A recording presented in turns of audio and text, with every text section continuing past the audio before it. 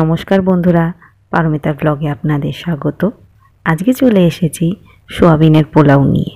তো প্রথমে আমি পরিমাণ মতো চাল নিয়ে সেটাকে ধুয়ে নিয়েছি ভালো করে, আর একটি পাত্রে জল গরম করে সোয়াবিনগুলো দিয়ে একটু সেদ্ধ করে নিচ্ছি। সেদ্ধ সোয়াবিনটা জল ঝরিয়ে নিয়ে ভালো করে শুকনো করে নিয়ে তাতে একটু নুন মাখিয়ে নিচ্ছি। নুন মাখিয়ে একটু ঠান্ডা করে নেব। কড়াই সর্ষের তেল দিয়ে গরম করে নিয়ে পরিমাণ মতো কুচনো আলুগুলো দিয়ে তাতে নুন হলুদ দিয়ে একটু ভালো করে ভেজে তুলে নেব। তারপর সেই তেলেতেই আবার গাজর কুচনো দিয়ে একটু ভেজে তুলে নেব। ততক্ষণে আমি সোয়াবিনগুলো একটু জল ঝরিয়েও নিলাম। গাজরগুলো দিয়ে একটু ভেজে নিচ্ছি।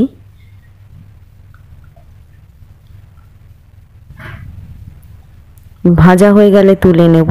তারপর সোয়াবিনগুলো জল চিপে চিপে ভালো করে শুকনো করে নিচ্ছি, জল থাকলে ভালো লাগবে না। গাজরগুলো ভেজে তুলে নেওয়ার পর কড়াইতে সেই তেলেতেই সোয়াবিনগুলো আমি ভালো করে একটু ভেজে নেব। একটু জলটা ভালো করে শুকনো হয়ে গেলে, ভাজা ভাজা হয়ে গেলে পোলাওটায় ভালো লাগবে খেতে।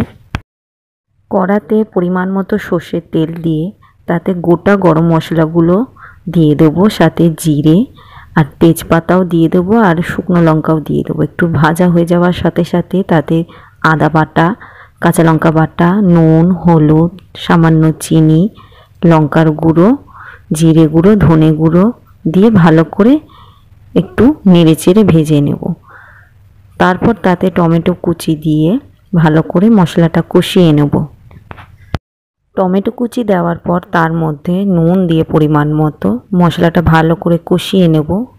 তেল ছেড়ে এলে তাতে জল দিয়ে ভেজে রাখা আলু, সোয়াবিন, গাজর দিয়ে একটু ভালো করে নেড়ে চেড়ে নেব। তাহলে সোয়াবিনগুলোর ভেতরে মশলাটাও ঢুকবে। এবার তার মধ্যে ভিজিয়ে রাখা চালটা দিয়ে আর একটু শুকনো করে নেব।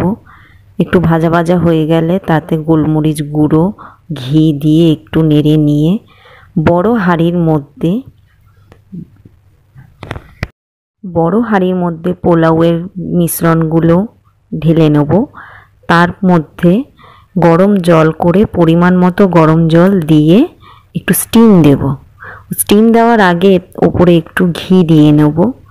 ঘি দিলে চালের মধ্যে একটু ফ্লেভারটাও ঢুকবে, আর সাথে নুন দিয়ে নেব পরিমাণ মতো, তাহলে চালের মধ্যেও নুনটা ঢুকে যাবে। দিয়ে এবার স্টিম দিয়ে নেব। স্টিম দেওয়ার সময় মিঠা আতর 2 ফোঁটা আর 1 ছিপি কেওড়ার জলও দিয়ে নেব। 7 ঘন্টা স্টিম দেওয়ার পর পোলাও রেডি। তো আপনারাও যদি চান এরকম বাড়িতে বানাতে পারেন।